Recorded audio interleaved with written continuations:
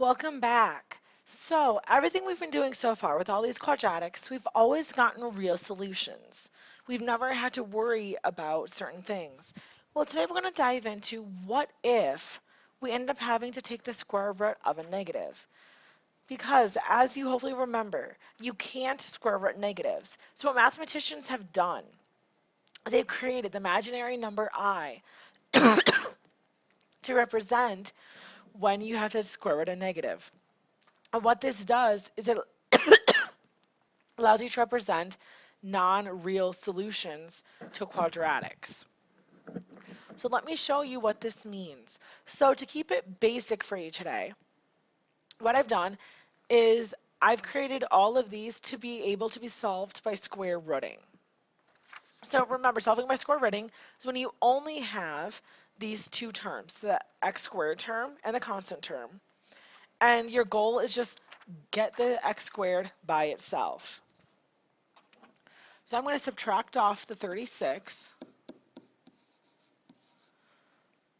So remember, now that x squared is by itself, now you're going to square root it. But there's one dilemma, okay?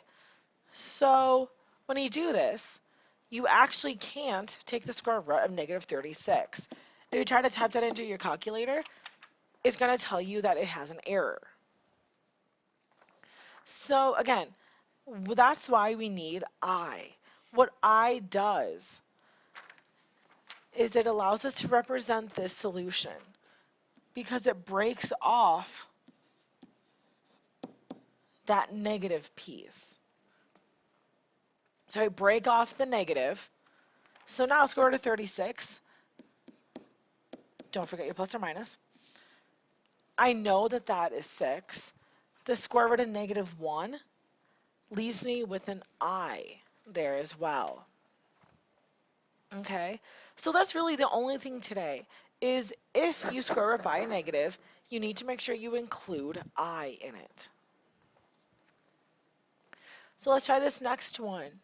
Subtract the 20. And now I'm going to be able to square root both sides. So I get plus or minus. Well, I need to break off that negative piece. All right, now, this time, square root of 20 is not a perfect square. So actually what ends up happening here is that 20, you need to pull out a perfect square as well. So I'm going to break the 20 down into 4 and 5. That square root of negative 1 is I.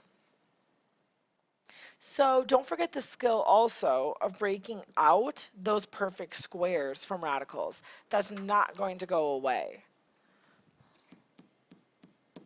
So square root of 4 is 2. And I'm going to put the I out front with it, in front of my radical. So I got plus or minus 2I square roots of 5. All right, so here, again, I need to get the square root by itself. So I subtract 36,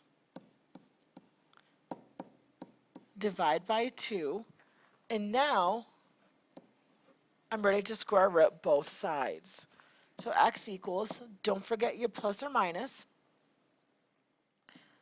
Now I'm going to have to break off that negative 1.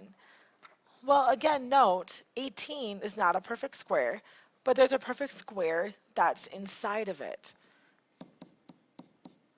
So I'm going to break down that 18 into 9 and 2. The square root of negative 1 leaves me with I. Well, square root of 9 is 3.